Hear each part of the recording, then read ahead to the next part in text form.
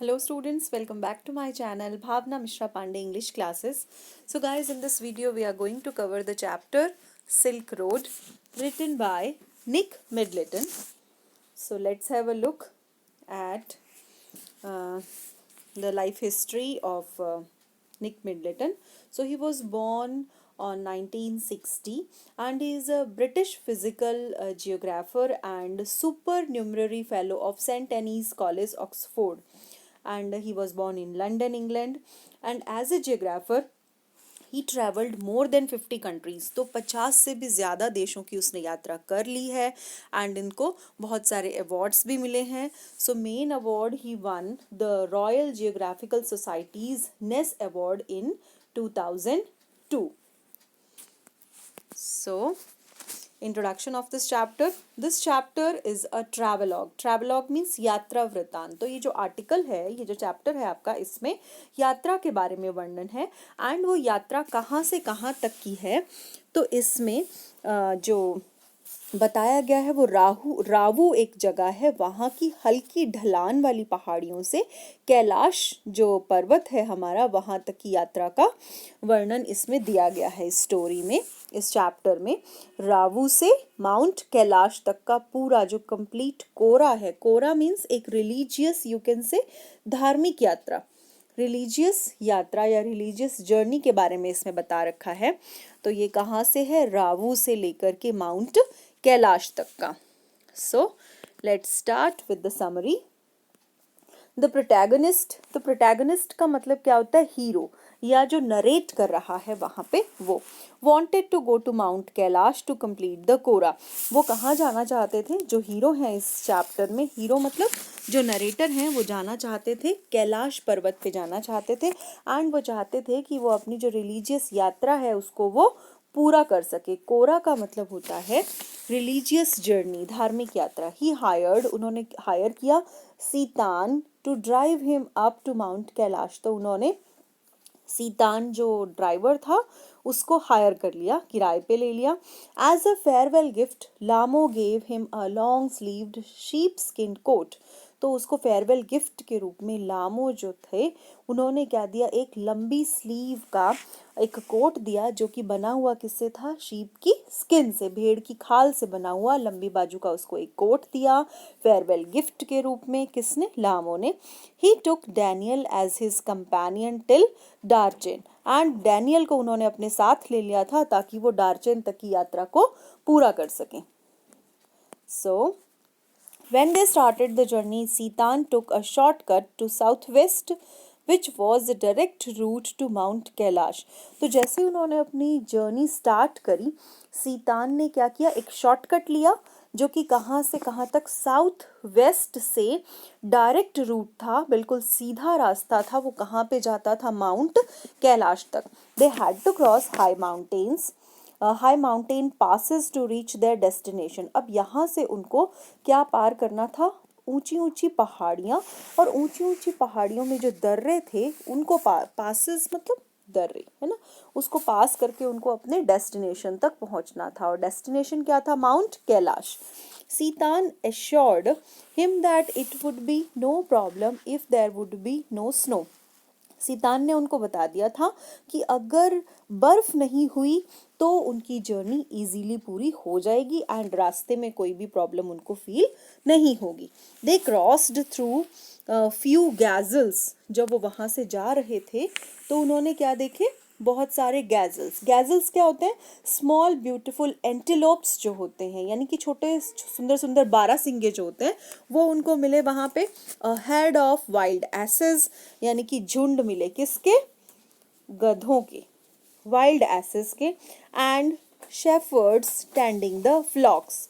Shepherd's यानी चरवाहे जो थे वो झुंडों में लेकर के जा रहे थे. किनको? अपने पशुओं को, कैटल को लेकर के जा रहे थे. When they reached the hill, जब वो हिल पे पहुंचे, they passed dark tents which were homes for nomads. अब ये nomads क्या होते हैं? nomads means बंजारा जाति के जो लोग होते हैं उनको बोलते हैं nomads. तो वहाँ पे जो वो हिल के ऊपर पहुंच गए तो उन्होंने क्या देखा? वहाँ पे डार्क टेंट्स लगे हुए हैं, टेंट तो आपको पता है ना, टेंट लगे हुए हैं। एंड वो किसके घर थे, वो टेंट्स जो थे वो थे नॉमेड्स के घर। नॉमेड्स का मतलब होता है घुमंतू जाति के लोग जो इधर उधर घूमते रहते हैं, है ना, बंजारे जिनको बोलते हैं। He saw a Tibetan mastiff standing outside the tent as a guard. अब ये mastiff क्या होता है, ये एक बहुत बड़ा a kind of large dog, एक प्रकार का बहुत ही बड़ा डॉगी होता है, ये डॉग होता है। तो उस टेंट के बाहर कौन खड़ा था, वो डॉग खड़ा था, मैस्टिफ, बहुत बड़े साइज का ये डॉग होता है, लार्ज डॉग। और क्या कर रहा था वो वहां पे, एज अ गार्ड खड़ा था, सुरक्षा के लिए। These mastiffs ran after his car as he reached near the tents. These dogs had large jaws. तो जैसे ही उनकी कार, जो नरेटर हैं उनकी कार, सीतान जिसको ड्राइव कर रहा था, वो जैसे ही टेंट के नज़दीक से गुजरती, ये मैस्टिफ जो डॉग्स थे ये खड़े हो जाते भौंकने के लिए। एंड जब वो भौंकते तो क्या दिखते थे वहाँ पे, उनके लार्ज जॉज, यानी कि उनके जबड़े बहुत बड़े बड़े हुआ करते थे। As soon as they entered the valley, जैसे ही वो वैली में पहुंचे, they witnessed snow-capped mountains with river flowing which were blocked with ice. अब जैसे वो वैली पे पहुंचे तो उन्होंने क्या देखा, उन्होंने देखा कि स्नो केप्ड माउंटेन्स, माउंटेन्स पूरी की पूरी ढकी हुई हैं किससे, स्नो से, बर्फ से। And which mountains with rivers flowing which were, और वहाँ पे जो नदियाँ हैं वो बह रही थी, लेकिन वो किससे ब्लॉक हुई पड़ी थी, किससे, आइस से, क्योंकि बहुत ज़्यादा स्नो फॉलिंग हुई होगी तो नदियाँ ब्लॉक हो गई थी, किससे, आइस से, बर्फ से नदियाँ जो थी वो जम गई होंगी। When they were riding through the hill, the turns became sharper. जब आप पहाड़ियों पे जाएंगे तो आप देखेंगे कि वहाँ पे क्या बहुत सारे मोड़ आते हैं, टर्न्स मतलब मोड़। तो जो मोड़ थे वो कैसे हो जाते थे, बहुत ज़्यादा शार्पर, शार्पर मतलब बहुत ज़्यादा घुमावदार मोड़ होता है जो, वो बहुत ज़्यादा घुमावदार हो जाते थे। एंड रोड्स बिकेम बम्पियर, बम्पियर का मतलब क्या होता है, एकदम से झटका लगता था, मतलब रोड्स पे बम्प्स आते हैं ना, गाड़ी जब अपन चलती है तो स्पीड बैरियर टाइप जैसे आता है, वैसे ही बम्प्स मतलब गाड़ी को झटका लगता था एकदम से। Tsetan was driving in third gear, और वो गाड़ी किस पे चला रहा था, थर्ड गियर पे गाड़ी चला रहा था सीतान जो था। The protagonist, protagonist means hero, hero आप कह सकते हो, आप नरेटर भी कह सकते हो, could feel the pressure in his years. तो जब अपन बहुत ऊंचाई पे होते हैं तो अपन को क्या होता है, कानों में प्रेशर फील होता है, तो वैसा प्रेशर उनको फील हो रहा था। He held his nose, snorted to clear the congestion. अब क्या था, उनको नोज में भी क्या बहुत ज़्यादा कंजेशन हो रहा था। जब अपन को जुकाम होता है तो क्या होता है, अपने नाक में कंजेशन हो जाता है ना, तो वैसे ही उनको भी कंजेशन हो रहा था और उन्होंने स्नॉटिंग करी। स्नॉटिंग करनी मतलब नाक से अपन क्या करते हैं, कभी अंदर को लेते हैं सांस और कभी बाहर को निकालते हैं तेजी से, उसको बोलते हैं स्नॉटिंग, ठीक है। सो ही चेक्ड हिज रिस्ट वॉच, उन्होंने अपनी रिस्ट वॉच देखी, वो शायद स्मार्ट वॉच होगी, जिससे उनको क्या पता चला कि वो कितने ज़्यादा ऊपर हैं सी लेवल से, यानी कितनी ऊंचाई पे हैं। तो 5210 मीटर्स ही was above from sea level. जो सी का लेवल होता है, ऊंचाई को जब भी नापते हैं तो किससे नापते हैं, सी लेवल से, कि समुद्र धरातल से, समुद्र तल से इतनी ऊंचाई पर हम जा रहे हैं, ऐसा करके होता है। तो वो थे अभी 5210 meters above the sea level. They reached their first hurdle, which was a road filled with snow. अब उनकी first hurdle, hurdle का मतलब मुसीबत, बाधा क्या थी उनके सामने, तो वो थी रोड जो थी वो पूरी की पूरी भरी हुई थी, किससे, स्नो से। अब स्नो पे गाड़ी कैसे चलेगी। Tsetan threw dirt on the snow and drove carefully on that road. अब सीतान ने दिमाग क्या लगाया, उन्होंने डर्ट, जो भी गंदगी, रेत वगैरह जो कुछ भी होगा, वो किस पे डाल दी, स्नो पे डाल दी, ताकि गाड़ी फिसले नहीं एंड इजीली रोड पे चल जाए। दे रिज्यूम्ड देयर जर्नी, उन्होंने फिर से अपनी जर्नी स्टार्ट की। The protagonist felt his head was hurting. अब प्रोटैगनिस्ट जो, यानी कि जो नरेटर हैं, उनका जो सिर था वो बहुत ज़्यादा दुख रहा था, सिर में दर्द हो रहा था। He took a few sips of water from his water bottle, उन्होंने अपनी वाटर बॉटल में से कुछ पानी पिया। They were still climbing up the hill, अभी भी वो हिल के ऊपर ही चल रहे थे। They reached eight 5515 meters above the sea level. They stopped again and this time the fuel tank hissed when Sitan unscrewed the top. अब क्या था, कुछ प्रॉब्लम हो गई होगी फ्यूल टैंक में। तो जैसे ही उन्होंने उसको अनस्क्रू किया, अनस्क्रू मतलब उसका ढक्कन खोला ऊपर से फ्यूल टैंक का, as the petrol was expanding due to low atmospheric pressure. अब ये साइंस की बात है कि क्या एटमॉस्फेरिक प्रेशर जो था वो कम हो रहा था एंड पेट्रोल क्या एक्सपांड हो रहा था, फैल रहा था एक तरह से। तो सीतान जो था, सीतान ने कहा कि आप यहाँ पे स्मोक मत कीजिए। किसको बोला? नरेटर को। Soon in the afternoon around 2 o'clock they stopped for lunch। तो वो लंच के लिए रुके एंड प्रोटैगनिस्ट का जो हेडेक था वो अभी तक चला गया था, मतलब हेडेक गायब हो गया था, सिर दर्द नहीं हो रहा था। By late afternoon they reached a small town। और आफ्टरनून लेट तक उनका जो वो कहाँ पहुंच गए थे, एक छोटे से टाउन में पहुंचे, उसका नाम क्या था? होर। They reach the east west highway again. और फिर से वो जहाँ से उन्होंने यात्रा स्टार्ट की थी, ईस्ट वेस्ट हाईवे, वहाँ पे फिर से पहुंचे, मतलब वहाँ पे फिर उसी हाईवे पे चलने लगे वो। It was the old route from Lhasa to Kashmir. अब ये बहुत पुराना रास्ता था लहासा से कहाँ जाने का? कश्मीर जाने का।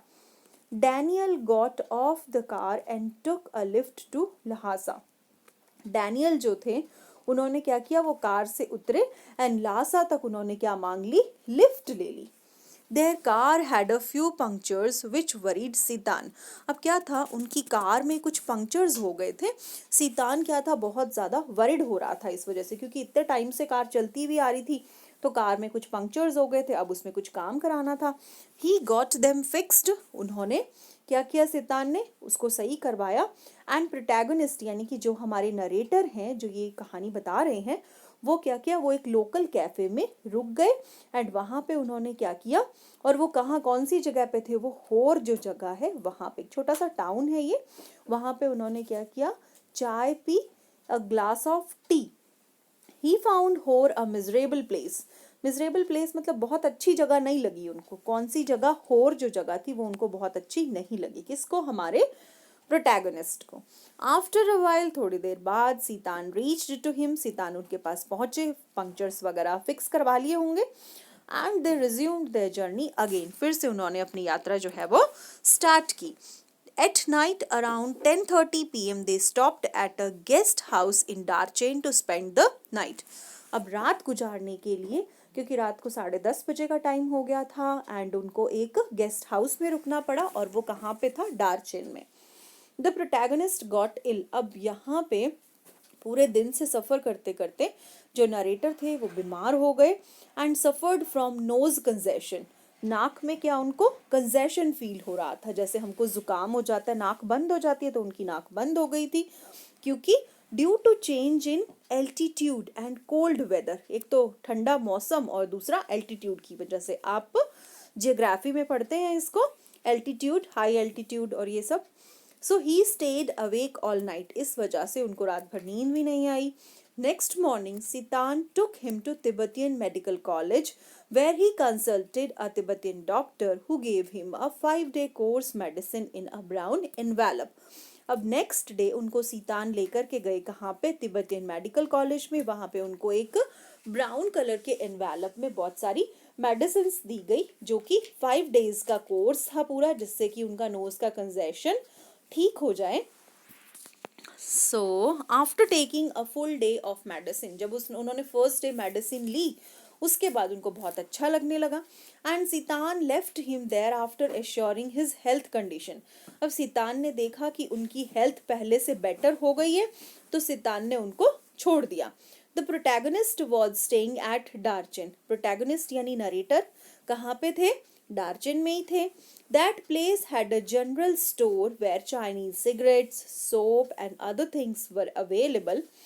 अब यहाँ पे ये एक छोटी सी जगह थी डार्चेन, और यहाँ पे जो मोस्टली चीज़ें मिलती थी वो कैसी मिलती थी? चाइनीज़, यानी कि चाइनीज़ सिगरेट, सोप और कुछ और चीज़ें भी अवेलेबल थी। एंड आफ्टरनून में क्या हुआ? The man gathered at a shabby table to play pool every day. अच्छा, यहाँ पे क्या होता था? इंसान कुछ इकट्ठे होते थे। शेबी यानी गंदे से टेबल पे, साफ सुथरा नहीं होता था, एक गेम खेलते थे। क्या होता था? वो कार्ड्स का एक गेम होता है जिसको बोलते हैं पूल। ओके, हर दिन वो यहाँ पे खेला जाता था। Next, women would wash their head in narrow stream. Women जो थी वो नहाया करती थी कहाँ पे, नैरो स्ट्रीम में, वहाँ पे अपने बाल धोती थी। डार्चिन हैड वन प्रॉब्लम, डार्चिन की एक प्रॉब्लम ये थी कि वहाँ पे कोई तीर्थ यात्री नहीं होते थे, और लोकल पीपल जो थे वो कहते हैं कि जब पीक सीजन होता है उस टाइम ही यहाँ पे जो ट्रैवलर्स हैं वो बहुत ज़्यादा आते हैं, ओनली पीक सीजन में, अदरवाइज नहीं। He met a person in Darchin's only he met a person in the Darchin's only cafe। अब उन्होंने एक पर्सन से वो मिले, वहाँ पे केवल एक ही कैफे था, और वो किसका था, नॉर्बू का। और वो कौन थे, वो एक तिब्बतियन थे तो तिब्बतियन, लेकिन वो कहाँ पे वर्क करते थे, वो बीजिंग में वर्क करते थे। और कहाँ पे, एक इंस्टीट्यूट था, उसका नाम था institute of ethnic literature of Chinese academy of social science. तो ये जो इंस्टीट्यूट था, यहाँ पे नॉर्बू जो थे वो वर्क करते थे, लेकिन थे वो तिब्बतियन। ऑलराइट, एथनिक ध्यान से याद कीजिएगा, institute of ethnic literature of Chinese academy of social science.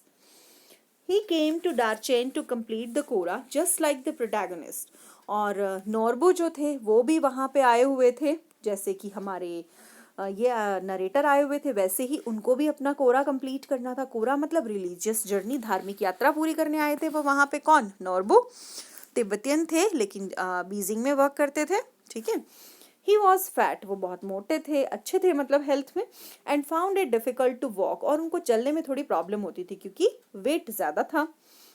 The protagonist decided to go on the pilgrimage with him. अब प्रोटैगनिस्ट, क्योंकि सीतान ने तो उनको छोड़ दिया था, जहाँ तक वो जा सकते थे वहाँ तक, उसके बाद उनको खुद जाना था। तो प्रोटैगनिस्ट जो हमारे हैं, हीरो जो चैप्टर के हैं, उन्होंने सोचा कि अब नॉर्बू के साथ अपनी जर्नी को पूरा करना चाहिए।